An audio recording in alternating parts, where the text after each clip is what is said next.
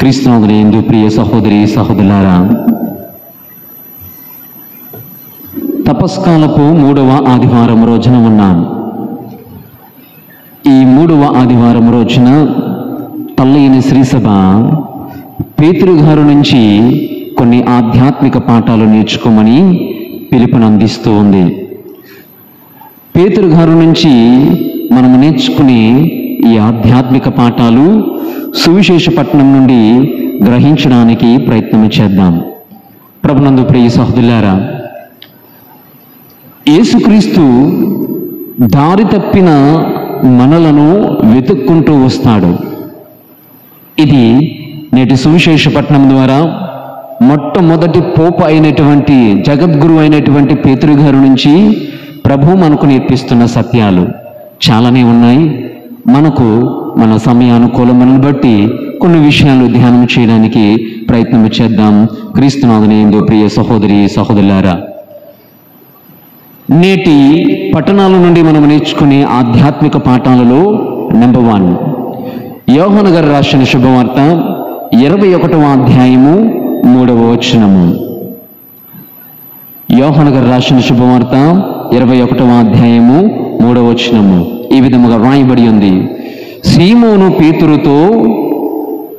పేతురు వారితో, నేను చేపలు పట్టబోవచ్చున్నాను అన్నాడు.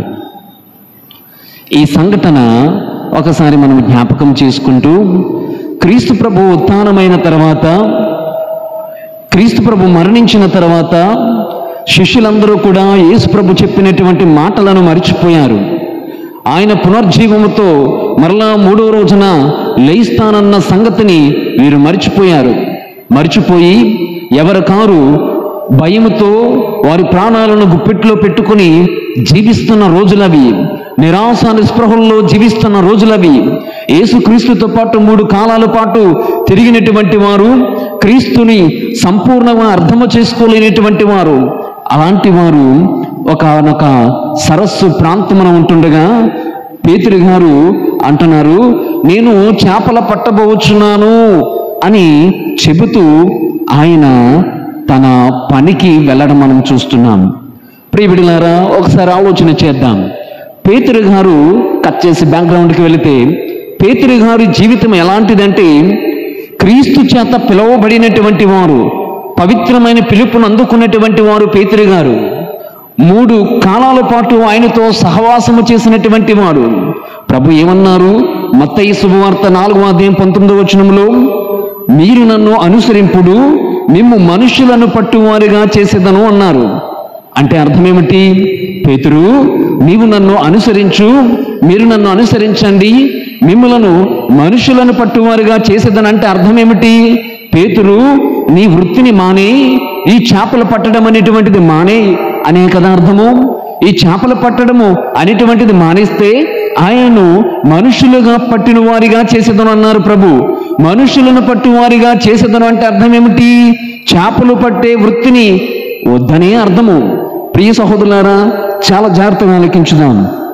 ఇక్కడ ప్రభు పేతురును పిలుచుకున్నప్పుడు అన్నింటినీ వదిలేశాడు. బోట్లను వదిలేశాడు, తండ్రిని వదిలేశాడు, తన బంధువులను వదిలేశాడు, ప్రాంతాలను వదిలేశాడు. ఇప్పుడు యేసు ప్రభు మరణించిన తర్వాత మరలా ఏం జరుగుతుంది? నేటి సువిశేష పట్టణానికి వస్తే మనకు అర్థమవుతుంది. ఆయన మరలా యోహాను గారు రాసిన శుభవార్త 21:3 వచనంలో ఏం చేస్తున్నారు? నేను చేపలు పట్టబోవచ్చున్నాను అని మరలా తన పాత జీవితానికి వెళ్ళిపోతున్నారు పేతురు గారు. ప్రభునందు ప్రియబడినారా, అర్థమేమిటి? దేవుని పిలుపును కాదంటున్నాడు పేతురు గారు. అయ్యా, నీ పిలుపు నాకొద్దు, నాకు నా జాబే ముఖ్యము, నాకు నా వృత్తే ముఖ్యము, నా చేపల వలే నాకు ముఖ్యము, నా చేప వలలు అక్కడెక్కడ ఉన్నాయి, 3 సంవత్సరాల క్రిందట వదిలేశాను అని వలలను వెతుక్కుంటున్నాడు. నా తండ్రిని ఎక్కడ వదిలేశానో నాకే తెలియదు, 3 సంవత్సరాల క్రిందట. ఇదిగో నా తండ్రి దగ్గరికి వెళ్ళిపోతున్నాను, నా పడవలు ఎక్కడున్నాయో నాకు తెలియదు, పడవలను 3 సంవత్సరాల క్రిందట వదిలేశాను, నేను చేపల పట్టబోవచ్చున్నాను, మరలా నా యథాస్థితికి వెళ్ళిపోతున్నాను, మరలా నా పాత జీవితానికి పోతున్నాను అని పేతురు గారు చెప్తున్నటువంటి ఈ మాటల్లో అర్థము దాగి ఉంది. ప్రభునందు ప్రియబిడ్డలారా, పేతురు గారు మరలా పాత జీవితానికి వెళ్ళిపోతూ ఉన్నారు. పాత జీవితానికి వెళ్ళిపోతున్నారు. ప్రియ సహోదరులారా, మనము కూడా ఇంతే. పేతురు గారు లాంటి పిలుపును పొందుకున్నాం. దేని ద్వారా?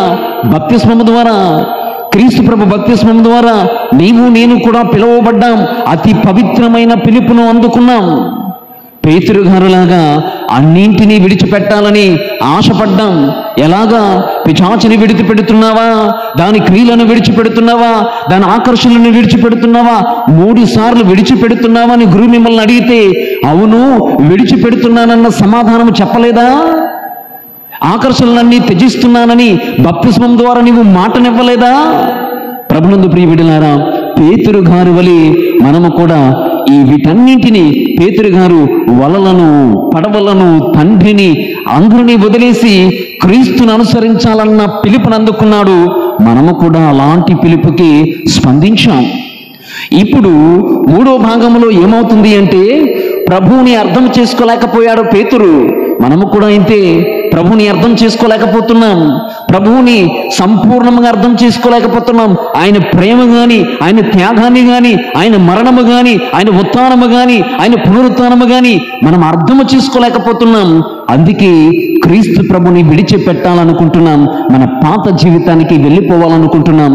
ప్రభునందు ప్రియ బిడ్డలారా, పేతురు గారు అంటున్నారు, I'm going to fish, I'm going to catch the fish, I'm going, నేను వెళ్ళిపోతున్నాను, నేను చేపలు పట్టడానికి వెళ్ళిపోతున్నాను. అంటే అర్థం ఏమిటి? ప్రభు అన్నారు, పేతురు నీవు నన్ను అనుసరించు, మనుషులు పట్టివారుగా చేసేదనంటే అర్థం ఏమిటి? ఈ చేపల వృత్తిని వదిలి మనుషులను పట్టివారుగా చేసేదను. నీవు నన్ను అనుసరించు అంటే ఐ డోంట్ వాంట్ యు ఒక కాలింగ్, మీ యొక్క పిలుపు నాకొద్దు, నాకు నా జాబే ముఖ్యము. ప్రభునందు ప్రియ సహోదరి, ప్రియ సహోదరులారా, ఏమి నేర్చుకుంటున్నామంటే పేతురు గారిలాగా మనము కూడా పాత స్వభావానికి, పాత జీవితానికి, రోత జీవితానికి మరలా వెనుతిరుగుతున్నామేమో ఆలోచన చేద్దాం. క్రీస్తునాథుని ప్రియ బిడ్డలారా, తపస్కాలంలో అన్నింటిని విడిచిపెట్టాం, నిష్ఠతో చేశాం. సీరియళ్ళను విడిచిపెట్టాం, సినిమాలను విడిచిపెట్టాం, మందులు విడిచిపెట్టాం, చెడు స్నేహాలు, అక్రమాలను విడిచిపెట్టాం, డ్రగ్స్ అనేటువంటి దానికి దూరముగా ఉన్నాం, దుర్భాషలాడడం అనేటువంటి దానికి దూరముగా ఉన్నాం. ఎప్పుడు? సో కాల్డ్ లెంట్ సీజన్, తపస్కాలంలో. మరి ఇప్పుడు ఏమైంది? 40 రోజుల కాలం అయిపోయింది. ఇప్పుడు ఈ కాలం అయిపోగానే మరలా యథావిధిగా పాత జీవితాన్ని ప్రారంభించడానికి ప్రయత్నం చేస్తున్నాం. విడిచిపెట్టిన సీరియల్ వదలకుండా యూట్యూబ్లో ఎపిసోడ్ వైజ్ అయ్యో మన 40 రోజులు సీరియల్ చూడలేదే, ఉదయం ప్రారంభంగానే రాత్రి వరకు మరలా అదే జీవితము కదా. ప్రభునందు ప్రియ బిడ్డలారా, ఏ 40 రోజులు కూడా ఏ సినిమాలు అయితే చూడకూడదనుకున్నామో, ఏ ఫోనోగ్రఫీ అయితే చూడకూడదనుకున్నామో, 40 రోజుల తర్వాత మరలా అదే జీవితాన్ని ప్రారంభిస్తున్నాము కదా. ప్రియ బిడ్డలారా, ఏ మాలలేసి, ఏ దీక్షను వేసి నేను మందు మానేస్తాను, డ్రగ్స్ మానేస్తాను, వ్యభిచారం మానేస్తానని నిర్ణయం తీసుకున్నావో, 40 రోజుల తర్వాత మరలా అదే జీవితాన్ని ప్రారంభిస్తున్నావు కదా. నా ప్రియ సహోదరులారా, ఏ అక్రమ సంబంధాలు, ఏ చెడు స్నేహాలైతే ఈ 40 రోజులు కలగకుండా నిష్ఠతో ఉన్నావో, ఈ 40 రోజులు అయిపోయిన తర్వాత మరలా అదే కార్యక్రమాలకు నీవు ఒడగట్టలేదా? ఈ విధముగా చూసుకుంటే ప్రియ బిడ్డలారా, చాలానే ఉన్నాయి. పేతురు గారు తన పాత జీవితానికి నేను చేపలను పట్టబోచున్నాను అని చెప్పి పాత జీవితానికి వెళ్ళిపోతున్నట్లుగా మనము కూడా ఆ విధముగానే వెళ్ళిపోతున్నాం. పేతురు తప్పు త్రోవ పడుతుంటే, తప్పుడు దావురిలో నడుస్తుంటే క్రీస్తు వెతుక్కుంటూ వస్తున్నాడు. నా ప్రియ సహోదరులారా, ఒకసారి చదవండి యోహాను శుభవార్త 21వ అధ్యాయము 4వ వచనంలో చెప్పబడిన మాట ఏంటది?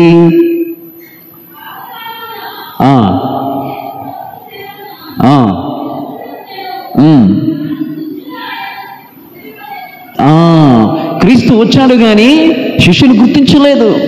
క్రీస్తు వారిని వెతుక్కుంటూ వస్తున్నారు, దారి తప్పిపోయినటువంటి వారిని వెతుక్కుంటూ వస్తున్నారు. ఈ మాటకు వస్తే, నాడు ఎమ్మావుసు గ్రామంలో 2 శిష్యులు వెళ్ళిపోతుంటే వారి వెనకాల వారిని వెతుక్కుంటూ రాలేదా?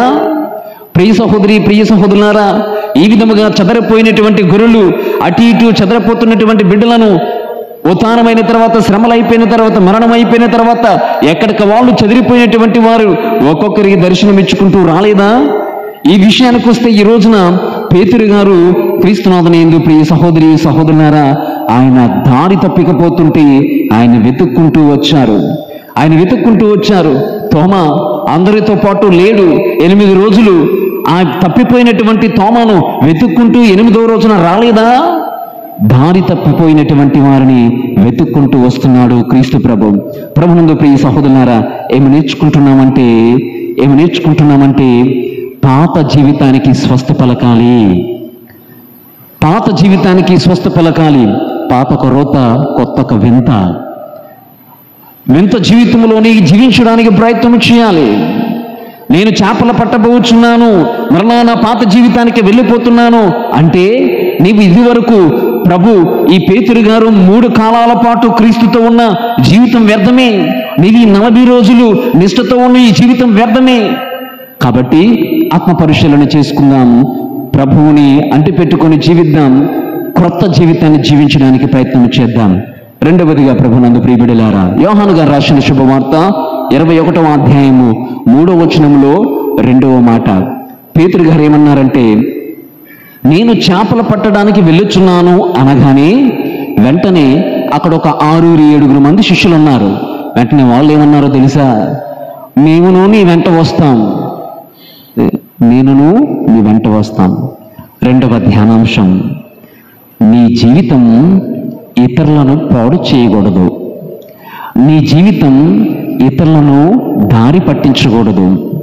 నీ ప్రవర్తన ఇతరులకు హాని కలిగించకూడదు. ఏమంటున్నారో తెలుసా? పేతురు గారు అంటారు, నాయనా నాకు ఈ జీవితం వద్దురా బాబు, దేవుడు పిలుచుకునే జీవితం నాకొద్దు, నాకు నా జాబే ముఖ్యము, నాకు నా వృత్తే ముఖ్యము, నాకు నా తండ్రే ముఖ్యము అని అనుకుంటూ నేను చేపలు పట్టబోతున్నానని చెప్పినటువంటి వాడిని తక్కిన శిష్యులు ఏమనాలి? పేతురు బుర్రగాని పోయిందేటి, 3 సంవత్సరాలు యేసుక్రీస్తు ఉన్నావు, ఉండు మేమందరం ఉంటాం కదా అని చెప్పుకోవాలి కదా ఒకరికొకరు. అడ్డలే ఏమంటున్నారు తెలుసా? పోనీ పేతురు గారైనా పోతున్నటువంటి వాడు ఒక్కడే వెళ్ళిపోవచ్చు కదా. అడ్వర్టైజ్మెంట్ ఇస్తున్నాడు. ఏమని? పేతురు గారు, నేను చేపలు పట్టడానికి వెళ్తున్నాను, ఎవరైనా ఉన్నారా, వస్తారా? ఒకరితో పోయేది కాదు ఇది. మనం పోతే మనతో పాటు 10 మంది పోవాలి. ఇది మన యాటిట్యూడ్, మన దృక్పథం. మానవుని యొక్క యాటిట్యూడ్ ఏంటో తెలుసా? నాశనం అయిపోతే నేను ఒక్కడిని అయిపోకూడదు. ఏమైపోవాలి? నాతో పాటు ఒక 2 పోవాలి, 2 నాశనం అయిపోవాలి. అభివృద్ధి చెందితే ఒక పీత ఒక్కటే అభివృద్ధి చెందకూడదు. అది అభివృద్ధి చెందుతుందని మిగతా పీతలు ఏం చేస్తే కాళ్ళతో లాగేస్తే వీసే వరుస. ప్రభునందు ప్రియబిడ్డలారా, నేను చేపలు పట్టడానికి వెళ్ళిపోతున్నాను అన్నప్పుడు పేతురు ఎక్కడికి పోతావు? ఆగు, ఇది మన పరిచర్య కాదు, క్రీస్తు ప్రభు చాలా మాటలు చెప్పారు, ఇది మన మిషన్ కాదు, మరలా నీ వ్యక్తిగత మిషన్కి వెళ్ళిపోతున్నావేటి అని చెప్పాలి. కానీ చెప్పలేదే. మేము కూడా నీతో వస్తాము అని చెప్పారు. ప్రియ సహోదరులారా, ఒకరితో పోయేది కాదు. ఏంటిది? ఉదాహరణకు కరోనా వచ్చింది, ఒకరితో పోయే ఆ వైరస్ ఏది? ఒకరు మరొకరు కంటించుకున్నారు. చైనా భారతదేశానికి అంటించింది, భారతదేశం అలాగా మొత్తం ప్రపంచం మొత్తం కరోనా వైరస్సే. ప్రభునందు ప్రియబిడ్డలారా, పాపము కూడా ఇంతే, పాత జీవితము కూడా ఇంతే, రోత జీవితము కూడా ఇంతే. ఒక్కరితో ఆగిపోయేది కాదు. మన పాప జీవితం, మన రోత జీవితం 10 మందికి అంటిస్తేనే కానీ మనం సుఖపడం. పేతురు గారు అంటారు, నేను చేపలు పట్టడానికి వెళుతున్నాను, మేము కూడా మీతో వస్తాం. చెడగొట్టే వాళ్ళు. పోనీ పేతురు గారు ఒక్కలే వెళ్ళిపోయి తన పని తను చూసుకుంటే బాగును, మిగతా వాళ్ళు బాగానే ఉన్నారు కదా, ఉంచితే బాగును. అలా చేయలేదే. అడ్వర్టైజ్మెంట్, నాతో వచ్చేదెవరు పోయేదెవరు అన్నట్లుగా ఇక్కడ అడ్వర్టైజ్మెంట్. ప్రియబిడ్డలారా, what I would like to tell is, ఏం చెప్పాలనుకుంటున్నానంటే, పేతురు దారి తప్పిపోతున్నప్పుడు మిగతా వారు కూడా దారి తప్పిపోవాలనుకుంటున్నారు. పేతురు పిలుపును నిరాకరించినటువంటి వాడు మిగతా వాళ్ళు కూడా నిరాకరించాలనుకుంటున్నారు. పేతురు పాత జీవితానికి వెళ్ళిపోతున్నటువంటి వాళ్ళు మిగతా వాళ్ళు కూడా అదే బాటలో నడవాలనుకుంటున్నారు. ఇక్కడ వచ్చినటువంటి ప్రాబ్లం, వాడు అది చేస్తున్నాడు, నేను కూడా ఇదే చేయాలి. ఆమె అది చేస్తుంది, నేను కూడా ఇలా చేయాలి. ఆమె తిడుతుంది, నేను కూడా తిట్టాలి. ఆమె కొడుతుంది, నేను కూడా కొట్టాలి. ఇది మన తత్వం. పేతురు గారు వెళ్ళిపోతున్నారు, మేము కూడా వచ్చేస్తాం పేతురు గారా. ప్రియబిడ్డలారా, ఏం నేర్చుకుంటున్నాం? ఉదాహరణకు చెప్తాను. ఉదాహరణకు తల్లికి ప్రార్థన జీవితం లేదు, బిడ్డలకు ప్రార్థన జీవితం అందుతుందా? తండ్రి గుడికి రాడు, బిడ్డలు ఎందుకు గుడికి వస్తారు? తల్లిదండ్రులు బూతులాడతారు, బిడ్డలు మాత్రం శ్లోకాలు చెప్తారా ఏంటి? తల్లిదండ్రులు టీవీలకు బానిసలై జీవిస్తారు, బిడ్డలు మాత్రం ఆ విధముగా చూడకుండా నిష్ఠతో వ్రతాలు ఏమైనా చేస్తారా? తల్లిదండ్రులు ఇంటిలో బార్ అండ్ రెస్టారెంట్స్ పెట్టుకుంటారు, బిడ్డలు ఏమైనా సోడా తాగుతారా ఇంట్లో? నా ప్రియ బిడ్డలారా, పిల్లల ముందు తల్లిదండ్రులు చేసే వికృత కార్యక్రమాలు, సోకాలు శృంగారం అనుకోండి, పిల్లల ముందు చేసే వికృత కార్యక్రమాలు పిల్లలు చేయరంటారా? చేయడానికి పూనుకోరంటారా?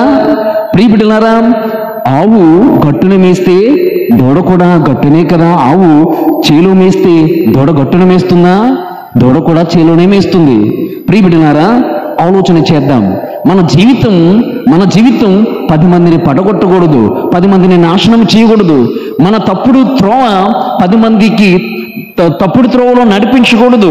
ఇది అలవర్చుకోవాలి ప్రభునందు. ప్రియబిడ్డలారా, నీవు పోతూ పోతూ నీతో పాటు 10 మందిని పాడు చేస్తామంటే అది క్రైస్తవ లక్షణము కాదు. పేతురు గారి నుంచి నేర్చుకుందాం. ప్రియబిడ్డలారా, ఆలోచిద్దాం. దేవదూతలు కూడా నీవు నీ చుట్టూ ఉన్నటువంటి వారిని ప్రభావితం చేసి నీ బిడ్డలను, నీ భార్యను, నీ కుటుంబాన్ని, నీ సంఘస్థులను నీవు నీ చుట్టూ ఉన్నటువంటి వారిని చెడితే ప్రభునందు ప్రియబిడ్డలారా, నువ్వు సాతానుతో సమానం. ఆత్మ పరిశీలన చేసుకుందాం. మూడవ ఆధ్యాత్మిక పాఠం, యోహాను శుభవార్త 2వ అధ్యాయము 5వ వచనం. క్రీస్తు లేని జీవితం బోధపడదు. క్రీస్తు లేని జీవితం బోధపడదు. యోహాను శుభవార్త 2వ అధ్యాయం 5వ వచనం. ప్రభు ఏమన్నారంటే, బిడ్డలారా, మీ వద్ద తినుటకి ఏమైనా ఉందా అన్నారు. వారేం చెప్పారు? లేదు అని చెప్పారు. చేపలు పట్టడానికి ఎప్పుడు వెళ్ళారు వీళ్ళు? రాత్రి వెళ్ళారు. క్రీస్తు ప్రభు ఎప్పుడు ప్రత్యక్షమయ్యారు? ఉదయం ప్రత్యక్షమయ్యారు. రాత్రికి ఉదయానికి మధ్యన 8 గంటలు ఉంది. ఈ 8 గంటలు ఏం చేశారు? చేపలు పట్టారు. ఏమైనా పన్నీ అంటే పడలేదు. ప్రియ సహోదరి, ప్రియ సహోదరులారా, ఆలోచన చేద్దాం. బాగా వృత్తి తెలిసినటువంటి వారు, గ్రేట్ ఫిషర్, చేపలు పట్టేటువంటి వృత్తిని కలిగినటువంటి వారు చాలా మంది ఉన్నారు. వారికి తెలుసు ఎప్పుడు చేపలు వస్తాయో, ఎప్పుడు చేపలు ఉండవో, ఎప్పుడు వల వేయాలో, ఎప్పుడు వల వేయకూడదో, ఎక్కడ వల వేయాలో, ఎక్కడ వల వేయకూడదో వాళ్ళకి తెలుసు. అయినా కూడా వారికి చేపలు దొరకలేదు. ప్రియబిడ్డలారా, పడవ ఉంది కానీ చేపలు పడలేదు, వల ఉంది కానీ చేపలు లేవు, నిశ్శబ్దం ఉంది కానీ చేపలు పట్టలేదు. ఇక్కడ ఆలోచన చేసుకుందాం. ఎందుకు చేపలు పట్టలేదు అని ఆలోచన చేస్తే క్రీస్తు ప్రభు వారితో లేరు. క్రీస్తు వారికి చేపలు పడలేదు. కారణం ఏమిటి? క్రీస్తు వారితో లేరు. ప్రియ సహోదరి, ప్రియ సహోదరులారా, నిజానికి పేతురు చేపలు పట్టాలనుకున్నప్పుడు చేపలు దొరకలేదు. ఇంకా పేతురులో ఒక చిన్న రహస్యం ఉండిపోయింది. పేతురు చేపలు పట్టాలనుకున్నారు, చేపలు దొరకలేదు. ఆయనలో ప్రశ్నలకు జవాబులు ఎత్తకాలనుకుంటున్నాడు. 3 సంవత్సరాల పాటు ఆయనతో ఉన్నారు కదా, ప్రశ్నలాగే ఉండిపోయాయి. ఏంటో తెలుసా ఆయనలో ఉండే ప్రశ్న? ఆ ప్రశ్నలకు కూడా జవాబులు దొరకలేదు. కారణము, క్రీస్తు ప్రభు ఆయనతో లేడు. ఏంటి ఆ ప్రశ్నలు? ప్రియ సహోదరులారా, ప్రభు ఏమన్నారు తెలుసా పేతురు గారితో? 3 సంవత్సరాలు పేతురు గారు అనుకుంటున్నారట, 3 సంవత్సరాలు నేను ఎక్కడున్నానో నాకే తెలియదు, 3 సంవత్సరాలు వృధా అయిపోయింది. నాకు ఆయన చెప్పారు, యేసుక్రీస్తు అన్నారు. ఏమని? తాళపు చెవులు ఇస్తాను అన్నారు. ఏవి తాళపు చెవులేవి? నిన్ను మూలరాయిగా పెట్టి ఒక భవనాన్ని నిర్మిస్తానన్నారు. ఏది భవనం? ఏది? పాపాలను క్షమించే అధికారం నీకు ఇస్తాను పేతురు అని అన్నారు. ఏది? ఎవరి పాపాలు మన్నించాలి? నా ప్రక్కన 12 సింహాసనాలపై కూర్చుండే అధికారం నీకు ఇస్తాను, సింహాసనాలు ఉంటాయన్నారు. ఆయనకే దిక్కు లేదు ఒక సింహాసనానికి. నాకు జీవాన్ని ఇస్తానన్నారు. ఆయన కాపాడుకోలేకపోయాడు. నాకు చాలా ప్రామిసులు చెప్పారు, చాలా మాటలు చెప్పారు. ఆయన ఏడి అన్న ఈ ప్రశ్నలకి పేతురు గారికి సమాధానం దొరకలేదు, చేపలు దొరకలేదు. ప్రియ బిడ్డలారా, ప్రశ్నలకు సమాధానం దొరకలేదు, చేపలు దొరకలేదు. కారణం ఏంటో తెలుసా? క్రీస్తు ప్రభు లేడు. ఏమి నేర్చుకుంటున్నామంటే, క్రీస్తు లేని జీవితము మనకు బోధపడదు. క్రీస్తు లేని ప్రశ్నలు మనకు బోధపడవు, మనకు జవాబులు దొరకవు. క్రీస్తు లేని జీవితం అసంపూర్ణం. ప్రియబిడ్డలారా, కోట్లు ఉన్న ఈ రోజున చాలామంది కోట్లు ఉన్నాయి, కానీ క్రీస్తు లేని ఆ ఇల్లు శూన్యమే కదా. ఆస్తిపాస్తులు, అందము, అంతస్తులు ఉంటాయి, కానీ క్రీస్తు అందులో ఉండడు. నామమాత్రపు క్రైస్తవులుగా ఉంటాం, కానీ క్రీస్తు అందులో ఉండడు. నామమాత్రపు భక్తి కార్యాలు, నామమాత్రపు మాటలు, గంభీర మాటలు పలుకుతాం, క్రీస్తు ఉండడు. ఇలాంటివి క్రీస్తు లేని జీవితం వృధా. నువ్వు హీరోవే, హీరోయిన్వే, కానీ క్రీస్తు లేకపోతే నీ జీవితం జీరోయే. ఇది మనం గుర్తుపెట్టుకోవాలి ప్రియ సహోదరులారా. రెండవదిగా సమాధానం పేతురు గారికి ఎప్పుడు దొరికిందో తెలుసా? యోహాను శుభవార్త 21:6 ఏమన్నారు ఆయన వారితో?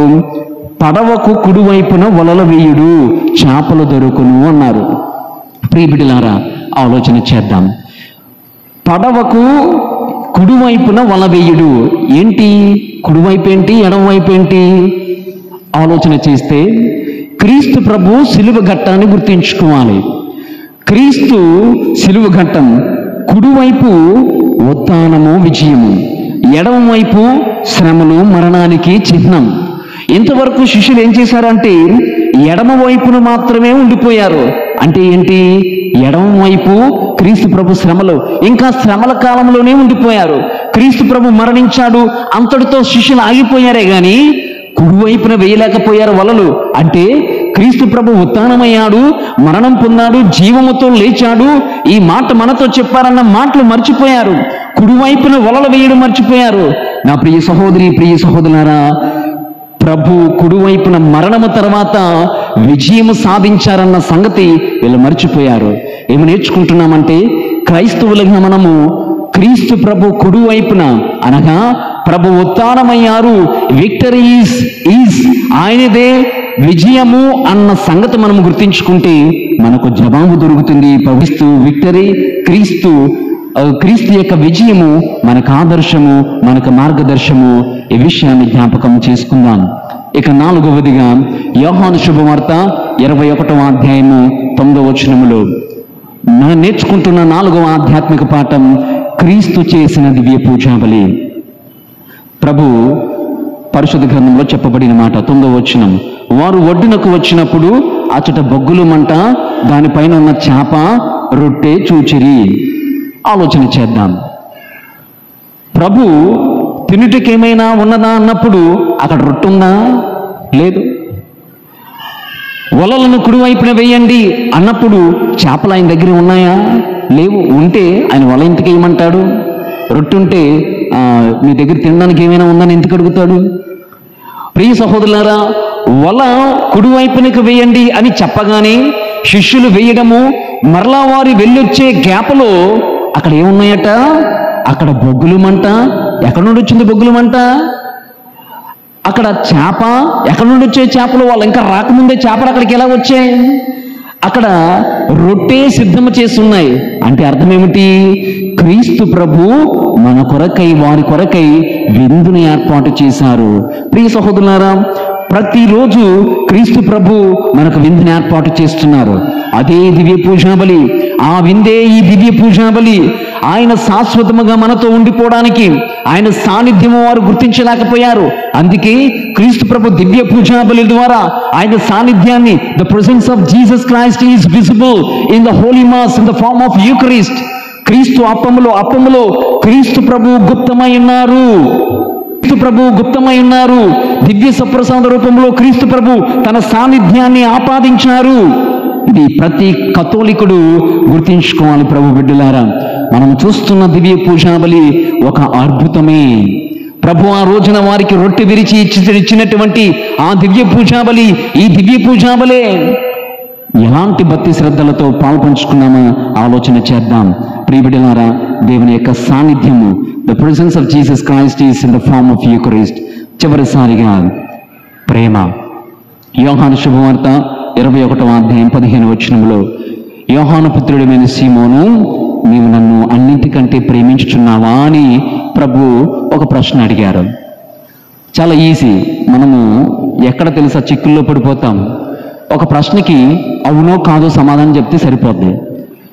అడిగిన ప్రశ్నకి మనం ఇన్ని సమాధానాలు చెప్తాం, అక్కడే కన్ఫ్యూజ్ అయిపోతాం. నీవెవరివి అంటే సరైన ఆన్సర్ చెప్తే చాలు, అదే ఆన్సర్, జవాబు. నీ పేరేం పేరు? నా పేరు వెలంగని రాజు చెప్తే సరిపోద్ది. అంతేగాని నేను మా తల్లిదండ్రులు వాళ్ళు అన్నారనుకో, అన్ని వాటికి సమాధానం చెప్పారనుకో దొరికిపోతాం. ఉదాహరణకు భార్య భర్తలు ఉన్నారనుకోండి, భర్త అడిగిన ప్రశ్నకు భార్య సూటిగా సమాధానం ఇస్తే అంతటితో ఫుల్ స్టాప్. కానీ అలా చెప్పరే, ఆడెవడో యూట్యూబ్లో చెప్తున్నాడు, ఐఎమ్ సారీ, నా తప్పు కప్పు తప్పు. ఆడవాళ్ళు మగవాళ్ళట ఏ ప్రశ్న అడిగినా డైరెక్ట్గా ఉంటుందట. అంటే ఏమన్నా గిఫ్ట్స్ కానీ ఏమన్నా అడిగినా కానీ ఏ మాట చెప్పాలన్నా మగవారు డైరెక్ట్ చెప్తారట. కానీ ఆడవాళ్ళట గలా తిరిగి అక్కడికి వస్తారట. నేను కాదమ్మా, అది యూట్యూబ్లో ఎవరో చెప్పారు, ఓకేనా? ఏంటంటే అడిగిన ప్రశ్నకు జవాబు చెప్తే సరిపోతుంది. ఇక్కడ యేసుక్రీస్తు అడిగిన ప్రశ్నకు ఇక్కడ పేతురు గారు సరైన సమాధానం చెప్పారా అంటే బాహ్యానికి ఎస్ అని చెప్పాడు కానీ క్రీస్తు ప్రభు చెప్పినటువంటి సమాధానం మాత్రమైతే కాదు. నిరూపిస్తా. ఎందుకు కాదండి? ప్రభు ప్రేమ గురించి మాట్లాడుతున్నారు. నా గొర్రె love me more than these. యోహాను పుత్రుడు వెని సీమోను, నీవు నన్ను ప్రేమించుచున్నావు, అన్నింటికంటే ప్రేమించుచున్నావా? ప్రేమ 3 పదాల్లో వ్యక్తపరచబడింది. నెంబర్ 1, గ్రీక్ ప్రకారముగా 3 పదాలు. హీరోస్ అంటే ఎమోషనల్, ఫిజికల్ అట్రాక్షన్. ఇది ఆకర్షణ వలన పెళ్ళిళ్ళు, కుటుంబాలు ఏర్పడతాయి. ఇది ఒక ప్రేమ, అంటే భార్య భర్తల ప్రేమ. రెండోది ఫీలియా. ప్రేమకు రెండో రూపం ఫీలియా. అంటే అర్థం ఏంటి? నాకు నువ్వంటే ఇష్టం కాబట్టి నేను నీ పైన మొక్కులు చూపుతున్నాను. I love the art, I love technology, I love YouTube. నాకు ఇష్టం కాబట్టి నేను చేస్తున్నాను, నాకు ఇష్టం కాబట్టి నేను నీతో మాట్లాడుతున్నాను. ఇది ఈ కైండ్ ఆఫ్ లవ్. ఇక మూడవదిగా ప్రియబిడ్డలారా, అగాపే అంటే అర్థం ఏమిటి అంటే త్యాగపూరితమైన, unconditional love, self sacrificing love, త్యాగభరితమైనటువంటి లవ్. ఈ మూడింటిని జ్ఞాపకం చేసుకుంటూ యేసుక్రీస్తు నీవు నన్ను ప్రేమిస్తున్నావా అని అడిగినటువంటి దానిలో ఎందులో ఉన్న సమాధానం చెప్పాడో తెలుసా? పేతురు గారు ఫీలియాలో ఉన్నటువంటి అర్థం వచ్చే జవాబును చెప్పారు. ఏమన్నారు తెలుసా? మూడు సార్లు అడిగారు. 3 సార్లలో 2 సార్లు అదే అర్థము. ఆ ప్రభు నేను నిన్ను ప్రేమిస్తున్నా, నీకు తెలుసు కదా. పైపైనే మాటలు, పైపైన ప్రేమ, లోతు ప్రేమ కాదు, పైపైన ప్రేమ. యోహాను పుత్రుడు సీమోను, నా గొర్రెల మేపు. మరలా రెండోసారి ప్రేమిస్తున్నావంటే ప్రభు నీకంతయో తెలుసును. 3వసారి అడిగినప్పుడు పేతురు మనస్సు నొచ్చుకొనెను అని రాయబడింది. అంటే అర్థం ఏంటి? ప్రభు నీకు అంతయో తెలియదంటే అర్థం, ప్రభు ఏమంటున్నారు? పేతురు, నీ గురించి నాకు తెలుసులే, నువ్వెంత వీకో నాకు తెలుసులే, but in spite of all these I'm still asking you. ఇవన్నిటిని మించి నేను ఇంకా అడుగుతున్నాను, నీవు నన్ను ప్రేమిస్తున్నావంటే పేతురు మనసు నొచ్చుకొని ఏమన్నాడు తెలుసా? ప్రభువా, నీకు తెలియంది ఏముంది ప్రభువా, నేను నిన్ను విడవనన్నాను కానీ 3 సార్లు బొంకాను, తెలుసు కదా నా వీక్నెస్, నీకు అంతా తెలుసు అని ఆయన మాట వదిలేశాడు. అంటే అర్థం ఏంటో తెలుసా? యేసుక్రీస్తు ప్రభు ఈ అగాపే ప్రేమ కూడినటువంటి దానిని ఎక్స్పెక్ట్ చేస్తున్నారు. అప్పుడు 3వసారి ఈ పేతురు గారు స్పందించారు. ప్రభువా, ఇదిగో యేసుక్రీస్తు అడిగిన ప్రశ్న, నీవు నన్ను ప్రేమిస్తున్నావంటే అర్థం ఏంటి? నీవు నా శ్రమలను, బాధలను, కష్టాలను అన్నింటిని తట్టుకొని సంఘము కొరకు నిలబడగలవా, సువిశేషము కొరకు నిలబడగలవా? అది క్రీస్తు ప్రభులో ఉన్నటువంటి మాటలు. పైపోయిన జవాబులు ప్రభువుని సాటిస్ఫై చేయలేకపోయాయి. రోజున చాలా మంది పూజల్లో పాల్పంచుకునే పైపైన నీతో ఉందరుగా మీ అందరూ పైపైన మాటలు పనికిరావు. గంటల తరబడి పూజలు చేసిన, పూజా కార్యక్రమాలు చేసిన, దేవునికి దోపాలు వేసిన పనిచేయవు. పైపైన భక్తి కార్యాలు పనిచేయవు, పైపైన మాటలు పనిచేయవు. ట్రూ లవ్, అగాపే లవ్ అనేటువంటిది ముఖ్యం. అవును ప్రభువా, సంపూర్ణంగా చెప్తున్నాను, నేను అగాపే, నేను నిన్ను ప్రేమిస్తున్నాను చెప్పినట్లు విధముగా మనం కూడా చెప్పగలగాలి. ప్రియబిడ్డలారా, ముగిస్తాను. క్రీస్తుని ఎంత ప్రేమిస్తున్నామో మనం చేసే కార్యాలు తెలుస్తుంది. ఉదాహరణకు కొన్ని ఉదాహరణలు చెప్పి ముగిస్తాను. ఆదివారం ప్రభు దినము. అదే రోజున చాలా పనులు ఉన్నాయి. నువ్వు దేనిని దేన్ని కట్ చేస్తావు చెప్పండి? షాపింగ్, మిగతా కార్యక్రమాలన్నీ చేయడం కట్ చేస్తావా? ఆదివారం దివ్య పూజ బలను కట్ చేస్తావా? ఆదివారం దివ్య పూజ వలె ఎగిరిపోద్ది.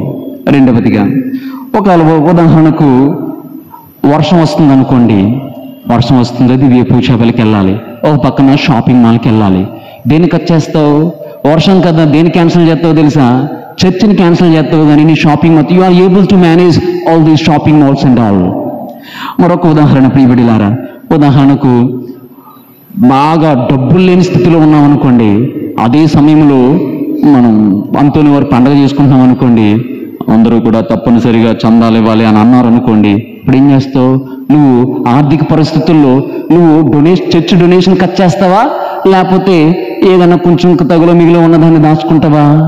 చర్చ్ డొనేషన్నే కట్ చేస్తావు. ప్రియబిడ్డలారా, ఎందుకు ఈ విషయాన్ని తెలియజేస్తున్నానంటే, మనం ఎక్కువగా ఇతర కార్యాలపైన టైం స్పెండ్ చేస్తాం. ఎన్ని అవర్స్ అంటే మొబైల్ ముందు, టీవీ ముందు కూర్చొని అసలు మన తలంపుకు కూడా రాదు. అమ్మ నాన్నలు మనం తినడానికి కూడా పిలిస్తే మనం మరిచిపోయేంత విధంగా అన్ని అవర్స్ కాల్ చేసుకొని ఫ్రీ ఫైర్, ఆ ఫైర్, ఈ ఫైర్ మొత్తానికి తల్ల హెడ్ఏక్లు అయిపోయేటట్లుగా కాల్ చేసుకుంటారు. అన్ని అవర్స్తో దైవికమైనటువంటి కాలాన్ని ఒకసారి సరిపోలిస్తే ఎన్ని గంటలు నీ భక్తి కార్యక్రమాలు, ఎన్ని గంటలు దానిలో స్పెండ్ చేస్తున్నావు? సరే ఆలోచన, దేన్ని కట్ చేస్తావు? స్పిరిచువల్ టైంని మనము కట్ చేస్తాం. పుత్రుడైన Seemonu, do you love me more than all these things? నువ్వు వీటన్నింటికంటే మిన్నగా ప్రేమిస్తున్నావంటే ఈరోజున ప్రభు అదే ప్రశ్న అడుగుతున్నారు. దేన్ని నువ్వు ప్రేమిస్తున్నావు? ఆత్మ పరిశీలన చేసుకుందాం.